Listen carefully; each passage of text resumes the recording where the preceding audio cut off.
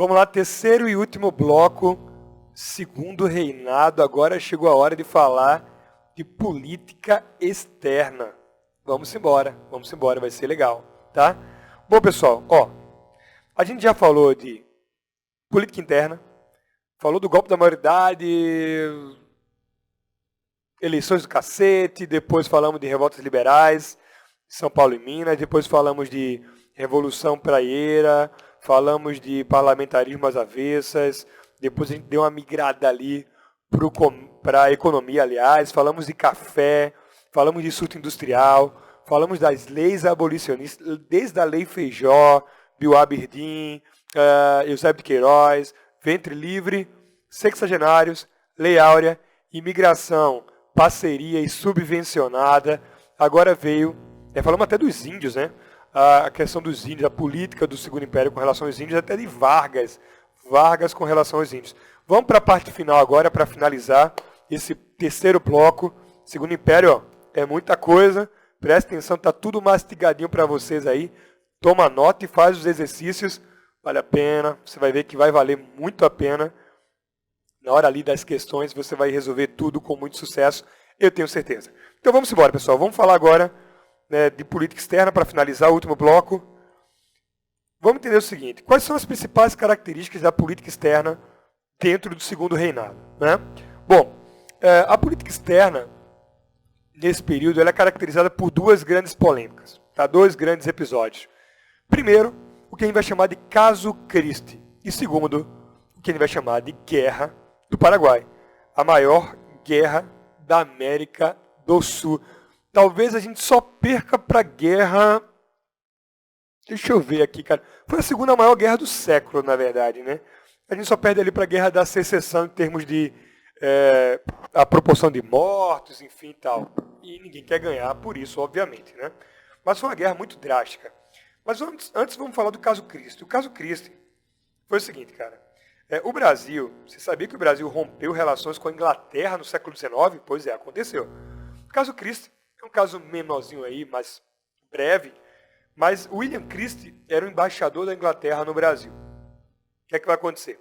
Em 1862, aconteceram dois episódios que fraturaram a relação entre Brasil e Inglaterra. Primeiro, o caso de um navio, tá? Deixa eu colocar aqui, não vou desenhar não para não ficar muito feio para vocês, mas colocar aqui, pronto. Um navio chamado de Prince of Wales, né? Prince of Wales. Em inglês tá legal, hein? Era o navio Príncipe de Gales na época. Ele veio para cá, carregado de mercadorias, e quando ele chegou no Rio Grande do Sul, o Prince of Wales acabou afundando. O problema é, o seguinte: durante o náufrago dele ali, muita gente pegou as jangadinhas ali, o que é que fez? Ao invés de salvar a tripulação, a galera começou a roubar a carga. Isso não é legal, eu estou rindo aqui, mas não é legal. Então o que acontece? A galera começou a roubar a carga, e isso deu um prejuízo muito grande para o governo inglês. A tripulação se salvou, enfim. E o governo inglês, o William Christie, o embaixador no Brasil, começou a acusar o Brasil, né? Meu Deus do céu, a galera rouba, não sei o quê. E aí exigiu indenização do governo brasileiro por esse furto de carga. O governo brasileiro não aceita, não vai pagar. E aí é bom lembrar que a Inglaterra já estava um pouco enfurecida com o Brasil, desde ali da lei Alves Branco, da tarifa Alves Branco, já estava ali meio... né? Teve a Silva Ferraz, mas a situação já estava um pouquinho... abalada devido ao surto industrial brasileiro. Aí depois, nesse mesmo ano, o que acontece? Um grupo de soldados da Inglaterra, lá no Rio de Janeiro, acaba indo para um bar, um mercado. A diferença de cabeça grande e pequeno. Bota aqui um grupo de soldados. Imagina que esses caras são soldados. Esse grupo de soldados, esse grupo acabou enchendo a cara, os soldados ficaram embriagados e acabou rolando briga. É tipo atentado ao pudor. Dizem que alguns soldados tiraram a roupa, começaram a ficar dançando, enfim, desrespeitaram mulheres brasileiras, e os soldados acabaram sendo presos. O que vai acontecer? William Christie exige que os soldados sejam soltos e que os brasileiros que prenderam os soldados deveriam ser presos. E exige indenização do navio. Como o Brasil disse também não, Dom Pedro diz não, que não vai soltar os soldados, William Christie manda fechar o porto do Rio de Janeiro, coloca navios e começa a prender alguns navios brasileiros. Resultado, o Brasil responde, rompe relações com a Inglaterra. Naquela época já era a Rainha Vitória. E aí, galera, passaram-se 3 anos, os dois países com relações rompidas, até que o rei Leopoldo da Bélgica, que era tipo um cara neutro na época, foi escolhido para fazer a arbitragem desse litígio aí, e acabou convencendo o governo inglês a se retratar diante do governo brasileiro. Foi o que aconteceu. O governo inglês pede, entre aspas, desculpa ao governo brasileiro, e as relações são reatadas. O Brasil paga uma indenização mínima ali e acaba reatando as relações com a Inglaterra. Foi um caso interessante, né? O Brasil afrontou o governo inglês. Tinha todo o direito de fazê-lo, né? Outro caso muito importante, como eu já falei, é a Guerra do Paraguai. Pessoal, a Guerra do Paraguai, ela tem vários fatores. Tá? O Enem, por exemplo, nunca cobrou a causa da Guerra do Paraguai. Mas ele sempre coloca, por exemplo, a ideia de que são tantas possibilidades, tantas versões. Os argentinos têm algumas, os uruguaios têm outras, os paraguaios têm outras, os brasileiros têm outras e os ingleses têm outras. E, consequentemente, são tantas versões diferentes que é difícil buscar um consenso para essa guerra. Foi inclusive a questão do Enem que tem essa alternativa, a dificuldade de se encontrar um consenso. Outra, por exemplo, fala da questão dos negros, como os negros que lutaram na guerra ficaram depois, a ascensão dos militares brasileiros na política, enfim. Então vamos rapidamente. Uma notícia aqui. O Paraguai recentemente exigiu que o Brasil devolvesse esse canhão aqui, o canhão cristão, para eles, e o Brasil ainda não devolveu. Foi um canhão que o Brasil roubou, que era símbolo do governo paraguaio, roubou quando invadiu o Paraguai, no ato de sua vitória, por exemplo. Rapidamente, galera, vê só. Primeira coisa, quando você analisar a Guerra do Paraguai, é muito importante perceber o seguinte, olha esse mapa aqui. O Paraguai é um paísinho que está ali, inserido bem no centro da nossa América do Sul, ali no coração da nossa América, centro-sul, e esse país não tem saída para o mar. Nessa época, o Paraguai era governado por um presidente, um ditador, chamado Solano Lopes, que foi filho de presidente Carlos Antônio Lopes, por exemplo, enfim. E Solano Lopes, esse ditador, para alguns historiadores, ele tinha um plano de industrializar o Paraguai. É uma versão possível, tá? Não se pode dizer que o Paraguai era uma potência, isso não é fato, tá? Não é fato por quê? Porque há muitos documentos que mostram que o Paraguai, por exemplo, importava inclusive armas da Inglaterra.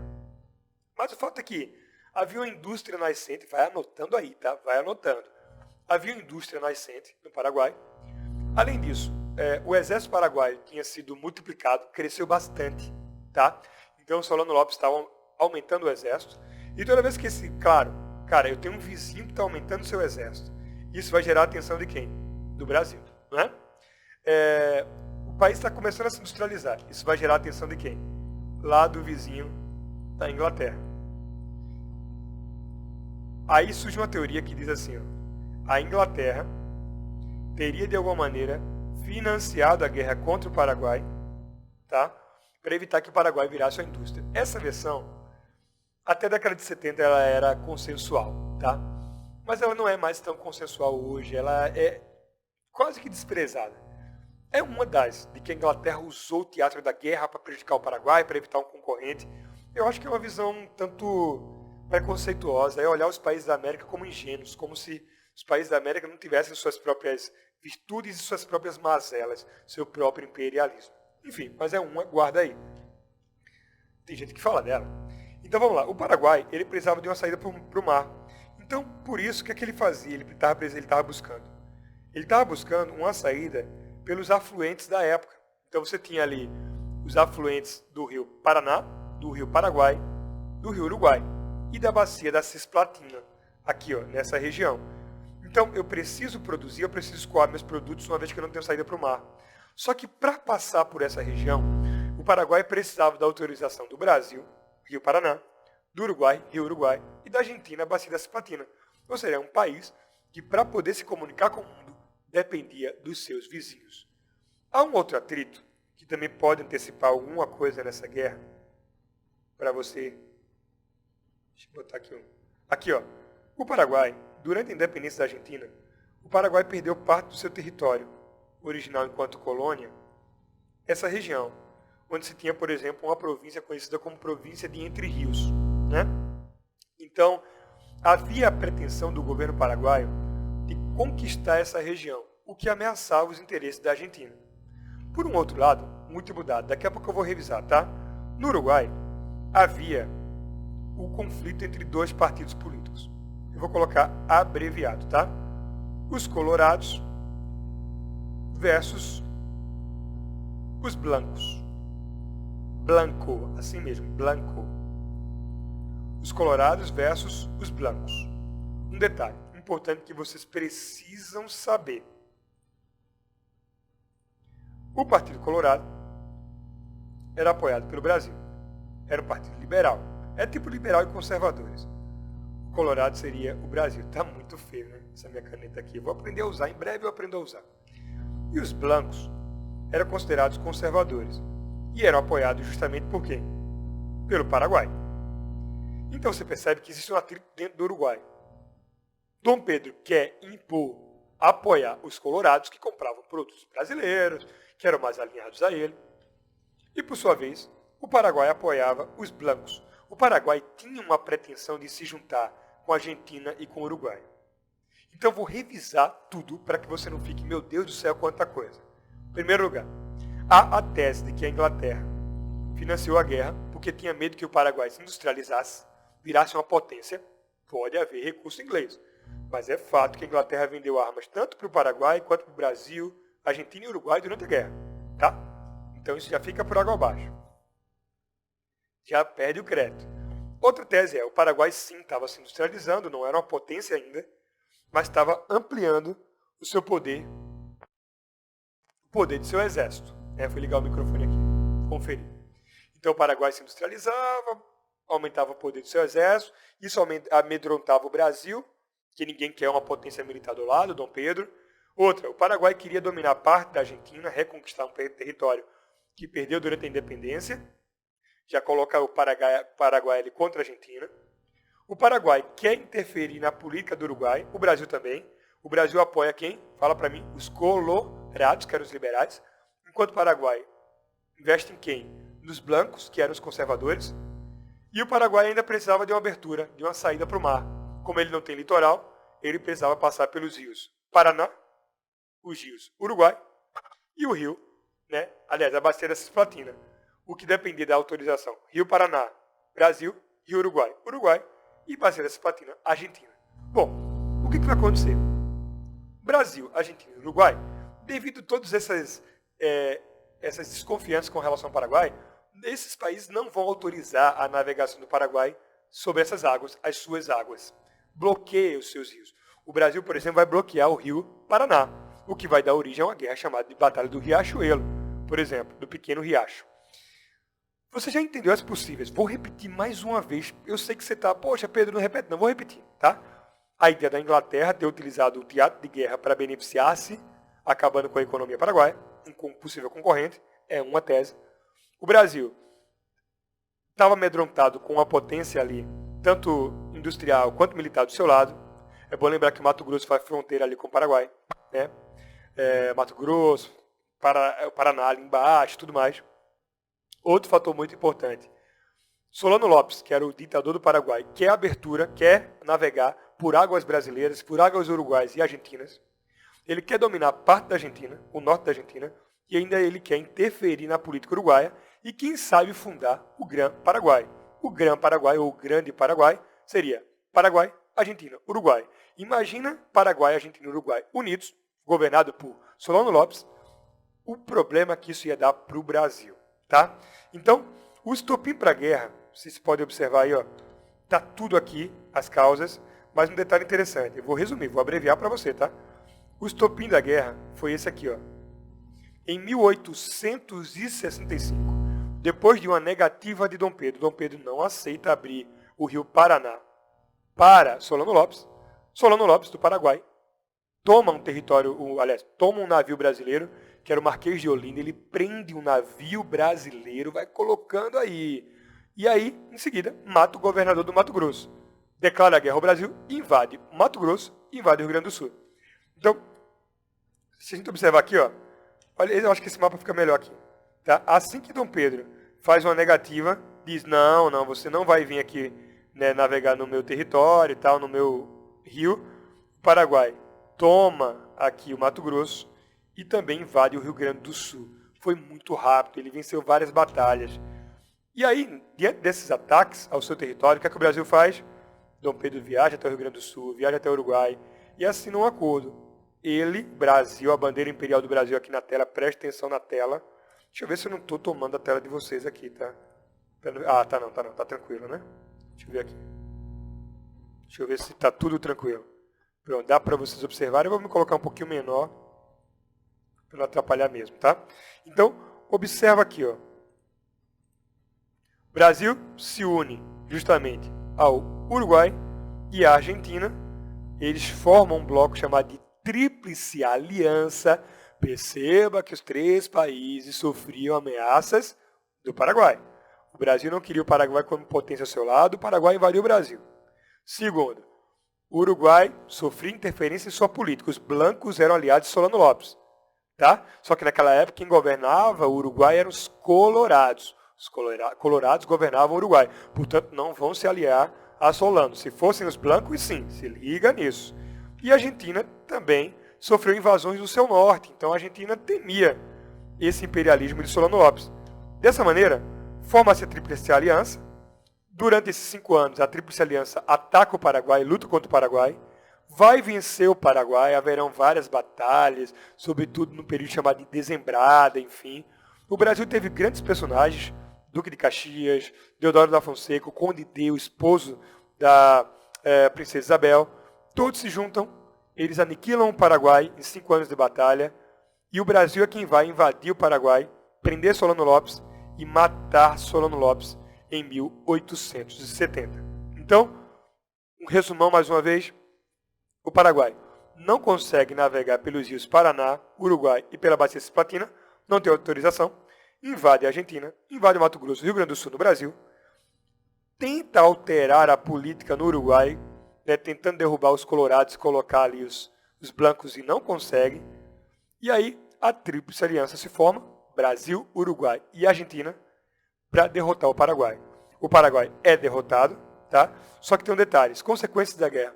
O Brasil saiu extremamente endividado com essa guerra. Extremamente endividado. Estima-se, alguns historiadores falam que 80% do recurso veio do Brasil. O Brasil saiu endividado. Cara, muita grana. Outra, o fim da guerra acabou provocando no Brasil alguns problemas. O Uruguai ficou destruído, né? Há quem diga que 90% da população masculina do Uruguai foi dizimada durante a guerra. O país ficou em flagelo. A Argentina não ganhou muita coisa, reconquistou seu território. O Uruguai não mudou a vida dele. Os colorados ficaram no poder, né? E o Brasil saiu endividado, vitorioso, mas liso, vitorioso e liso, né? Outra coisa, os militares naquela época tinham muito ressentimento de Dom Pedro. Por quê? Porque os militares não aceitavam o fato da Guarda Nacional ter mais recursos propriamente no Brasil do que propriamente o Exército. É bom lembrar que desde a regência a Guarda Nacional tinha recursos do governo. Então os militares ficavam revoltados com essa situação. Né? Então os militares começaram a dizer o seguinte, cara, como a gente venceu essa guerra, Dom Pedro, a gente quer mais investimento do governo. Né? A gente quer mais investimento. E é bom lembrar que as guardas nacionais eram um instrumento das elites locais. Isso não vai agradar os conservadores, o partido da aristocracia, sobretudo. Só que os liberais começaram a olhar, opa, os militares estão falando algumas coisas interessantes, querem mais espaço na política. É bom lembrar que nessa época, os militares eles eram adeptos da teoria do positivismo, daquele filósofo, sociólogo, Auguste Comte francês, a teoria que pregava a ideia da ordem do progresso, que é o lema da bandeira brasileira, né? Parece que o Brasil abraçou essa ordem do progresso, mas não concretizou. Na verdade, o Auguste Comte falava de amor, ordem e progresso. Né? O Brasil jogou fora o amor, como diz meu grande amigo Rodrigo Bioni, e manteve a ordem e o progresso. O Brasil sai endividado, sai liso, como a gente já falou, tá? Os militares querem participação política. E tem um outro detalhe aí, cara. Olha isso aqui, tá? Deixa eu colocar aqui na minha frente. Outra coisa muito importante. Surge também a questão abolicionista. O que é a questão abolicionista na prática? Ora, é bom lembrar que durante a Guerra do Paraguai, nós tivemos a participação de muitos militares que eram, na verdade, escravos. O governo brasileiro na tentativa de ter mais soldados, criou a campanha Os Voluntários da Pátria. E essa campanha Os Voluntários da Pátria, né, começou a trazer, enfim, voluntários em geral, mas sobretudo escravos. Tá? O escravo que se sujeitasse a ir para a guerra ganhava uma promessa. Quando voltasse da guerra, estaria livre. Muitos escravos negros foram à guerra. E aí surge um problema, quase 10 mil. Quando eles voltam da guerra, olha a situação aqui, caiu no Enem, inclusive, essa imagem, a situação. O escravo volta da guerra com seu uniforme, um herói de guerra, e em seguida ele observa aqui a sua mãe sendo chicoteada. Cara, isso é terrível, né? Olha como o Brasil ele vai tratar os seus ex-combatentes. Isso acaba se tornando uma grande mancha para o Segundo Império, né, para Dom Pedro, enfim. Né? Os militares querem mais poder, os militares começam a dizer, olha como Dom Pedro trata os militares e olha como Dom Pedro trata os ex-combatentes, os nossos heróis, enfim. E aí acaba que, inclusive alguns militares de grande patente, como Deodoro da Fonseca, chega um momento que ele diz, eu não vou mais fazer com que o exército persiga escravos. Porque muitas vezes o exército era colocado para perseguir escravos fugitivos, e o exército se nega a fazer isso. Então, começa a grande crise. E aqui, olha que interessante na imagética, né? Aqui, ó, muitos corpos jogados, mortos, né? Aqui, ó, Duque de Caxias, que foi um dos principais líderes da guerra. Aqui, algumas, eu ia dizer postagens, não tinha Instagram na época, né? Algumas matérias de jornais, né, paraguaios mostrando o Conde D, o marido da princesa Isabel, enfim, que era um general francês que ganhou patente brasileira, enfim, para lutar, e o Conde D e o Duque de Caxias inspecionando tropas brasileiras. Então, assim, justamente os nossos militares negros. E aí, o Paraguai chamava, né, os jornalistas paraguaios chamavam os nossos soldados negros de macacos, puro racismo, né, no século XIX. E aqui, a matéria, né, o diário de guerra, mostrando que Solano Lopes morreu, foi executado pelo exército brasileiro e o Paraguai foi derrotado. Bom, último tópico da aula de hoje, da nossa aulinha, para finalizar esse terceiro bloco, tá ok? Desculpa novamente, tá ok? Massa. Não quero mais falar tá ok, enfim. Mas vamos lá. Galera, crise, eu já falava muito antes, tá? Não quero falar mais agora. Por que será, né? Não quero. Vamos lá, pessoal. Para terminar agora nosso compacto de Segundo Império, que vai ajudar muito vocês. Estudem com muito afinco, tomem notas e façam exercícios. Vale muito a pena. Vamos lá. Crise imperial, tá? A crise imperial. Quais foram os fatores que levaram ao fim do Segundo Império? Olha o que a gente já falou. A gente já falou de política interna. Tudo de política interna. A gente já falou de economia, café, surto industrial, era Mauá. Falamos das leis abolicionistas, lá da Lei Feijó até a Lei Áurea. Depois falamos dos sistemas de imigração, o sistema de parceria, subvencionado, a revolta de Bicaba, como o Brasil ficou mal na fita nessa época. Falamos dos índios, até de Vargas e os índios. Depois chegamos à política externa, falamos do caso Cristo, falamos da Guerra do Paraguai. E agora estamos finalizando a nossa aula. E vamos falar de que agora? Crise imperial, tá? Então, vê só, galera. É muito comum dizer que o Brasil entrou em crise por 3 fatores, tá? 3 fatores. Quais são os 3 fatores que levaram à crise do Segundo Reinado? Primeiro, vamos colocar aqui, ó. Deixa eu me colocar aqui embaixo no cantinho. Primeiro lugar, a questão... Não, peraí, deixa eu dar um salto. Não vou usar primeiro questão religiosa, não. A questão militar. A questão militar eu vou colocar como primeira. Mas, Pedro, por que você mudou a ordem? Por um fator. A gente acabou de estudar a questão militar. Os militares positivistas se colocando contra Dom Pedro. Por quê? Por conta da Guerra do Paraguai. Os militares querem maior participação, não querem mais buscar escravos, não querem mais ser reduzidos diante da Guarda Nacional. Querem apoio do governo, querem financiamento do governo e mais, querem participar da política. E começam a questionar como o Segundo Reinado tratou os nossos ex-combatentes, aquela imagem do cara vindo como herói livre, liberto, melhor dizendo, porque foi a guerra, e a sua mãe continuando sendo escrava ali, escravizada e açoitada. Bom, segundo fator muito importante, a questão religiosa, tá? A questão religiosa, vou mudar a ordem. Por que a questão religiosa é importante? Se vocês lembrarem, a gente já falou disso. A Lei Áurea, ela foi aprovada em 1888, não é verdade? Pela princesa Isabel, não é? E aí, por que a gente vai dizer que a questão abolicionista foi o fim ali, né? Um dos fatores. Porque é o seguinte, cara, qual era a última ala que apoiava Dom Pedro? Dom Pedro perdeu o apoio dos militares. vai perder apoio da igreja, que eu vou contar já já. Mas também perde o apoio dos latifundiários, porque a escravidão era a única coisa que ainda segurava os senhores proprietários de engenho, termo chato, senhores, né? E barões de café. Esses caras se apoiavam em Dom Pedro porque Dom Pedro mantinha a escravidão. Quando Dom Pedro e a princesa Isabel decidem, vamos abolir para modernizar o país, né? Depois de todo aquele processo, esses latifundiários não tinham mais por que apoiar Dom Pedro. Ele não segurava mais a escravidão. Então, a questão abolicionista é justamente a perda de apoio dos latifundiários, do Partido Conservador por Dom Pedro, por conta da abolição da escravatura. E agora a última, a questão religiosa. Saca só, em 1864, um papa chamado de o Papa Pio IX, esse papa muito polêmico, Pio IX, olha o Dom Pedro aqui do lado olhando pra gente. O Papa Pio IX, ele deve estar pensando, cara, como esses caras escrevem ruim, e você deve estar pensando como Pedro é bestalhado, né? Falando besteira, eu acho que é a hora. Vamos lá. Mas estamos juntos, ó. Tá tarde, mas todo empenho, todo afinco. Gostaram do meu mural aqui atrás, ó? Coloquei aqui arte contemporânea para vocês verem. Vamos embora, galera. Pessoal, e o tempo inteiro tem uma exposição aqui, ó, mudando o tempo inteiro, itinerante, né? Mas vamos para o que interessa, cara. Ó, a questão religiosa foi o seguinte: em 1864, o Papa Pio IX, ele assina uma carta chamada de Bula Syllabus, com Y, tá? Syllabus. Bula Syllabus, coloca aí, anota no teu caderno.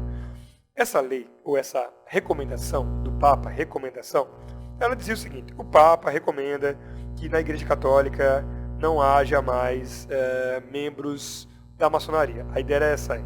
Não pode haver mais membros da maçonaria. Aquele grupo que difundia ideias iluministas e liberais. Mas, ora, é bom lembrar que na história do Brasil não era incomum padres participarem de movimentos políticos. E você sabe muito bem disso.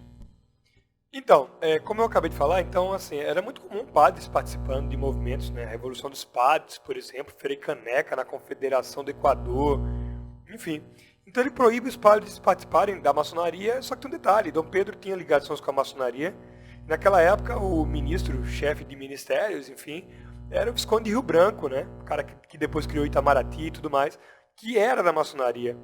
Então, essa medida do Papa, ela tanto desrespeitou a Dom Pedro, desrespeitou Rio Branco, o Barão de Rio Branco, enfim, depois vai ser chamado assim, como também desrespeitou a Constituição brasileira, que a Constituição brasileira garantia a liberdade de pensamento e de participação, enfim, de, entre aspas, vou usar um termo de hoje, né, de agremiação, por exemplo. Então, os padres podiam participar.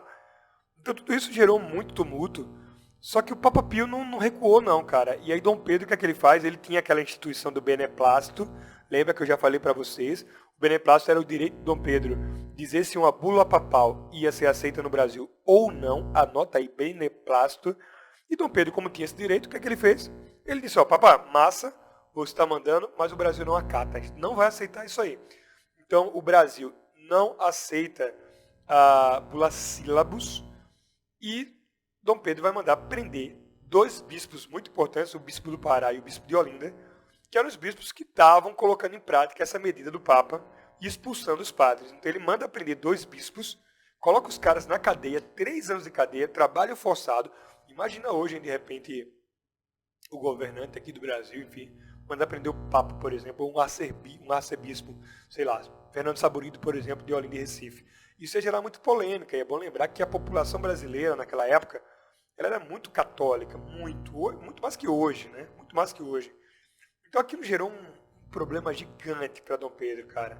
Dom Pedro não acatou a medida do Papa, mandou prender 2 bispos, e o Papa ameaçou Dom Pedro de excomunhão. A própria princesa Isabel ficou na saia justa, porque a princesa Isabel era muito amiga de Dom Pedro. E acaba que depois de 3 anos, Dom Pedro reata relações, enfim, liberta os bispos. Não aceita a bula Syllabus, mas liberta os bispos e acaba reatando ali, de alguma maneira, com a Igreja Católica. O Brasil era oficialmente católico, é bom lembrar disso. Não pegou bem. E o Partido Conservador, um pouco antes da abolição, já ficou arretado com Dom Pedro, porque os conservadores eram hipercatólicos. A população que era alinhada ao conservadorismo fica muito chateada com Dom Pedro. Então, Dom Pedro perde o apoio de muitos católicos, perde o apoio do Partido Conservador, começa a perder. Isso vai se concretizar lá com a Lei Áurea. E, consequentemente, cara, vamos imaginar, ó, sem apoio da igreja, sem apoio de conservadores, sem apoio de latifundiários, barões do café, sem apoio dos militares. Era o fim, né? Então, tem até uma coisa que eu sempre gosto de dizer, que antes de cair o Império estava bem de pé mesmo, tá? Como assim, cara? Como assim? Nesse ano, em 1889, que foi o ano da proclamação da República, ou o golpe que derrubou Dom Pedro, depende do historiador e da sua visão, o Brasil estava muito bem do lado de fora. O Brasil tinha acabado com a escravidão e o Brasil era muito bem referendado. Os países europeus começaram a enxergar, olha, cara, tem um país ali, ó, na América que acabou com a escravidão, é o último país da América. E, cara, é muito louco que o Brasil foi convidado para fazer parte da semana, né, da Exposição Universal de Ciência, lá em Paris, era uma semana. Levou um pintor chamado de Vitor Meirelles. Meirelles foi o melhor pintor da exposição. O Brasil foi convidado para participar da exposição que inaugurou a Torre Eiffel, para você ter ideia, né? O Brasil foi muito comemorado nessa época. Por exemplo, na Enciclopédia Mundial, que vem daquele movimento enciclopedista, lá do Iluminismo, o Brasil ganhou uma verbete. O nome Brasil entrou lá com 21 páginas, explicando o Brasil para o mundo, em língua francesa. Tá? O próprio Dom Pedro ganhou uma biografia nessa época lá na Europa. Então, aparentemente o Brasil estava muito bem. Foi o país que acabou com a escravidão. Começou a ganhar os holofotes. Por um outro lado, é aquela coisa, né, cara? É aquela fruta que está muito bem por fora, mas está podre por dentro. O termo não é tão legal, mas era isso, exatamente isso. Dentro do país, a oposição a Dom Pedro crescia demais. E uma curiosidade disso, no dia 16 de julho de 1889, Dom Pedro foi até um musical no Teatro de Santana, que o pai dele, né, tinha criado, o avô, enfim, financiou a construção. E durante se não me engano, era escola de maridos, enfim, alguma coisa assim, não sei se era bem isso, o musical, o tema. E na saída, Dom Pedro começou a ouvir pessoas gritando viva a República, ou seja, as demonstrações de oposição começaram a ficar mais claras contra Dom Pedro. E Dom Pedro, que era muito cultuado na Europa, agora como um imperador cientista, um imperador que gostava muito dos intelectuais, enfim. Então, ele desce a escadaria do Teatro Santana e um jovem português começa a tirar contra ele quando ele entra na carruagem.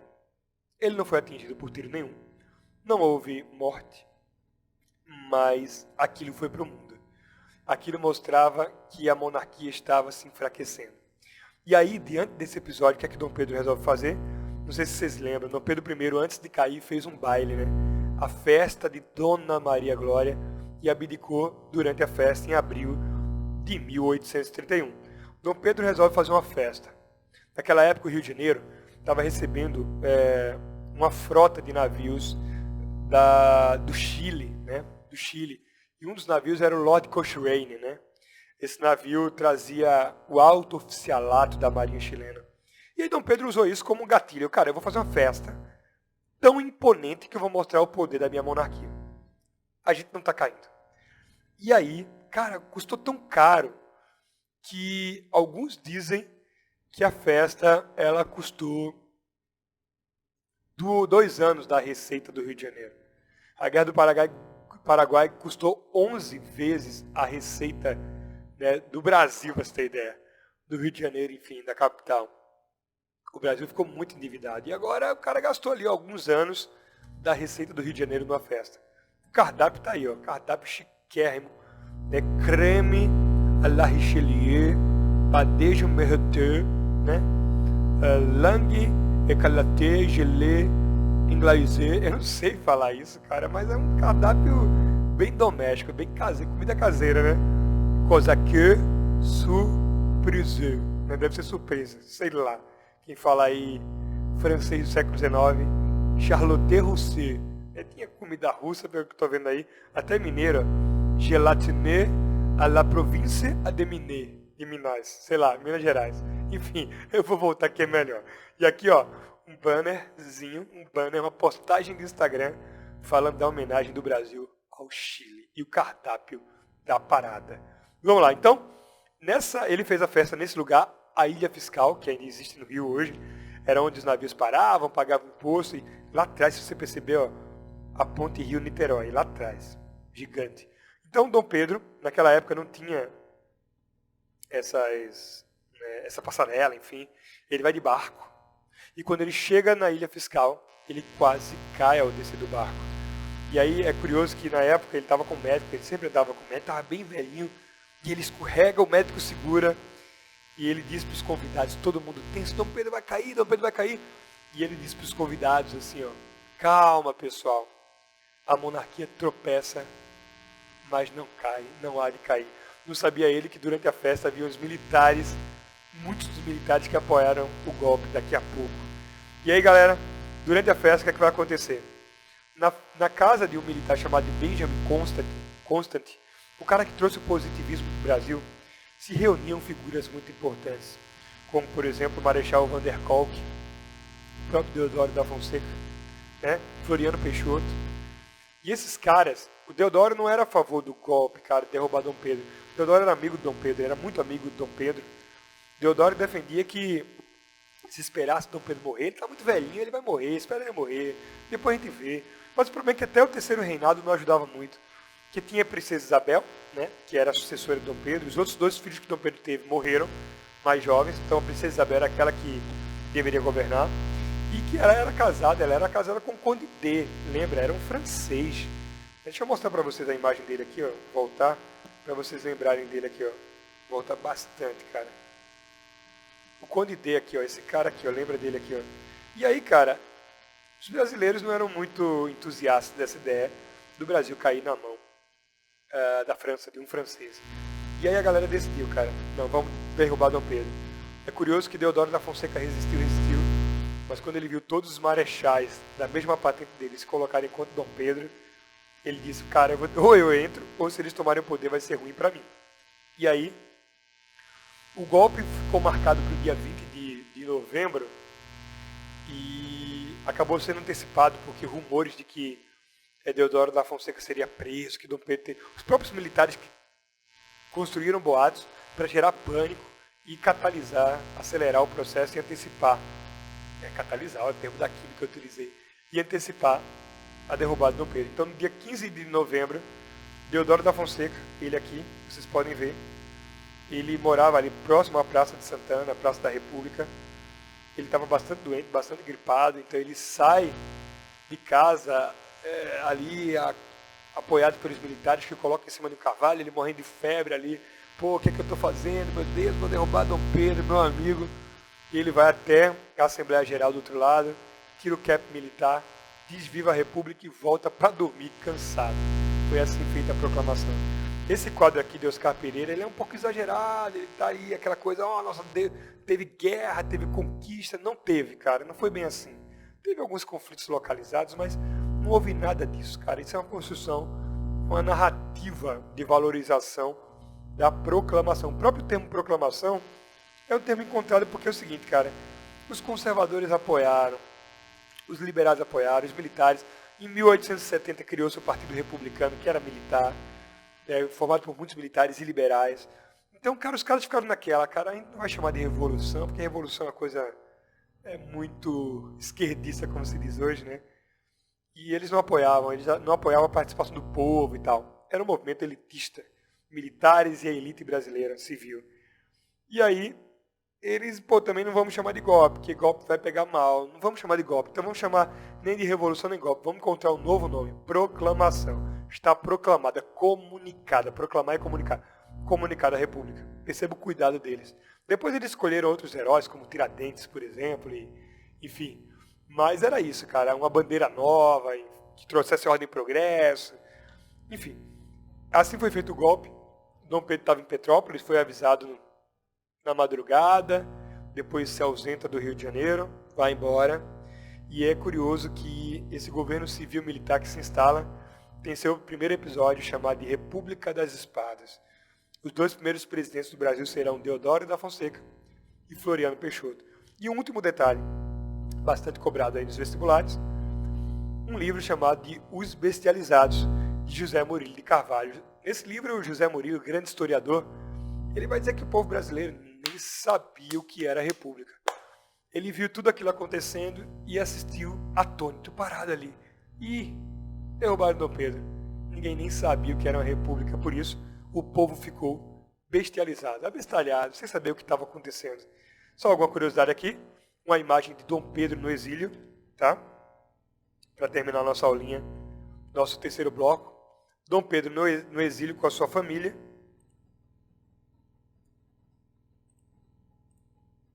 Aqui, por exemplo, ó, Dona Teresa Cristina, sua esposa, Princesa Isabel, o Conde D, enfim.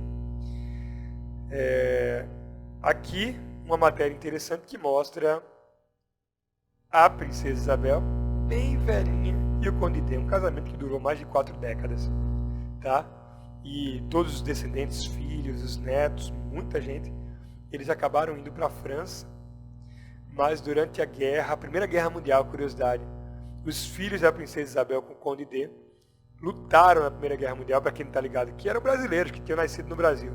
Brasileiros lutaram na Primeira Guerra Mundial pelo exército inglês, porque o exército francês não aceitou. E uma outra curiosidade, tá, galera? A família Dom Pedro, ele morreu em eu não vou saber dizer aqui, cara, não sei de cabeça, acho que foi 1891 ou alguma coisa assim na Europa. E Nicolau II da Rússia, o rei da família Romanov, que foi derrubado durante a Revolução Russa, ele só reconheceu a República Brasileira quando Dom Pedro morreu. Muitos países fizeram isso, muitos países que tinham reis. Naquela época ainda, enfim, o antigo regime. Então, só curiosidade, os filhos da Princesa Isabel lutaram na Primeira Guerra Mundial durante o conflito, mas pela Inglaterra, tá? E aqui, o nosso próximo passo, eu me despeço de vocês, espero que vocês tenham aproveitado bastante essa aula, tá? E a gente vai falar na segunda-feira e terça-feira, nessa semana, justamente, a gente vai falar nessa semana já, tá? A gente vai falar de República Velha, os próximos passos pós-queda da monarquia brasileira. Um forte abraço, estamos juntos, bons estudos e até mais. Valeu, galera. Valeu.